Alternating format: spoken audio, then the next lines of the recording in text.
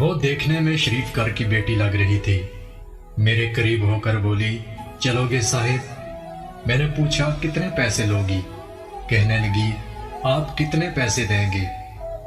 میں نے اس کی گہری نیلی آنکھوں میں جھانک کر دیکھا اور کہا، آؤ گاڑی میں بیٹھو۔ وہ گاڑی میں بیٹھی اور ڈرتے ہوئے بولی، کتنے آدمی ہو؟ میں نے مسکرا کر کہا، میں اکیلا ہی ہوں۔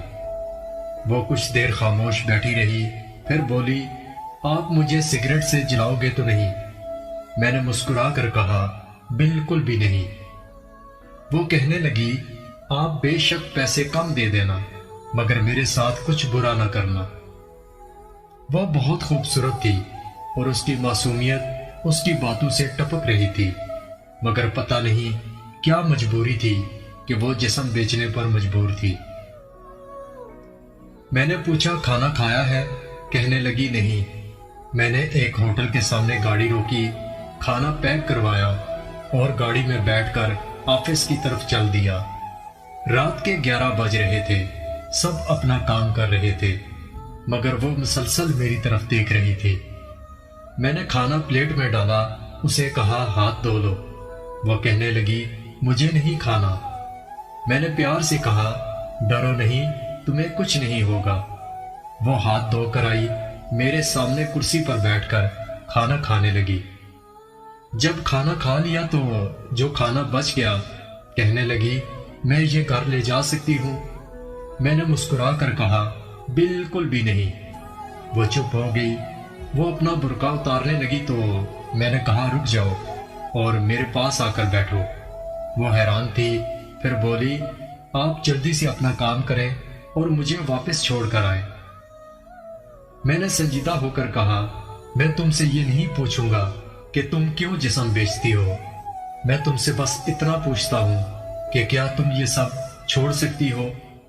وہ میرے چہرے کی طرف دیکھنے لگی اور بولی، آپ مجھے پاگل لگ رہے ہیں۔ میں نے اس کی آنکھوں میں دیکھا اور کہا، ہاں میں پاگل ہی ہوں۔ وہ کہنے لگی، اگر کچھ کرنا نہیں تو مجھے واپس چھوڑ کر آؤ۔ میں نے اس کے سر پر ہاتھ رکھا، پھر 20,000 نکال کر اس کے ہاتھ پر رکھے۔ وہ کہنے لگی، آپ کیوں دے رہے ہیں؟ میں نہیں لیتی پیسے۔ میں نے اس کے چہرے پر ایک تھکن محسوس کی تھی۔ وہ آنسو رو کے بیٹھی تھی، بار بار یہی کہہ رہی تھی، مجھے واپس چھوڑ کر آؤ۔ میں نے اسے یقین دلایا کہ ڈرنے کی کوئی بات نہیں۔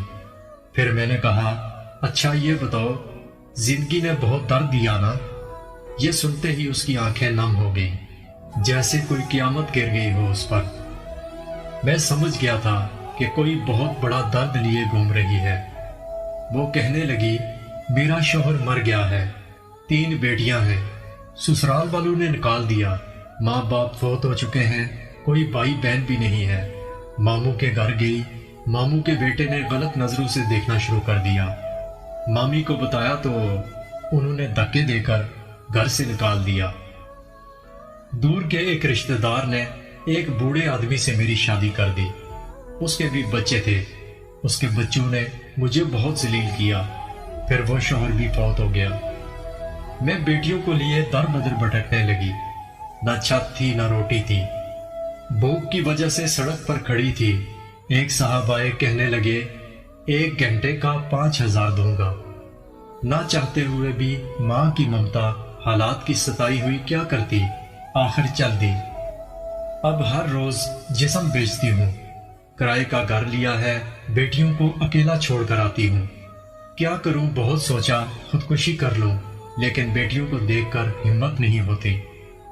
وہ روئے جا رہی تھی، میں زمانے کی بے حسی محسوس کر رہا تھا۔ میں نے اس کے سر پر ہاتھ رکھا اور کہا، آج سے میں تمہارا بھائی ہوں، آج سے تم اپنی بیٹیوں کے ساتھ میرے آفس کے اوپر والے روم میں رہو گی۔ وہ یقین نہیں کر پا رہی تھی۔ میں نے اسے گاڑی میں بٹھایا اور اس کے گھر چلا گیا۔ بیٹیاں سوئی ہوئی تھی، بہت پیاری تھی۔ وہ مسلسل روئے جا رہی تھی اور کہتی، آپ انسان نہیں فرشتہ ہیں۔ وہ دعائیں دینے لگی۔ میں انہیں آفس لے آیا۔ میں نے کہا، اب تم سو جاؤ۔ میں اپنے آفس روم میں گیا، میرے سامنے سے وہ چہرہ گزرا جو ایک لڑکی اپنے شوہر سے جھگڑا کر رہی تھی، اسے کہہ رہی تھی مجھے طلاق دو، تمہیں میری قدر نہیں۔ وہ اپنا گھر چلا رہی تھی، اپنی بیوقوفی کی وجہ سے اسے کیا پتا زمانے کی تلخیاں کیا ہوتی ہیں۔ طلاق لینا آسان ہے، اس کے بعد جینا موت ہے۔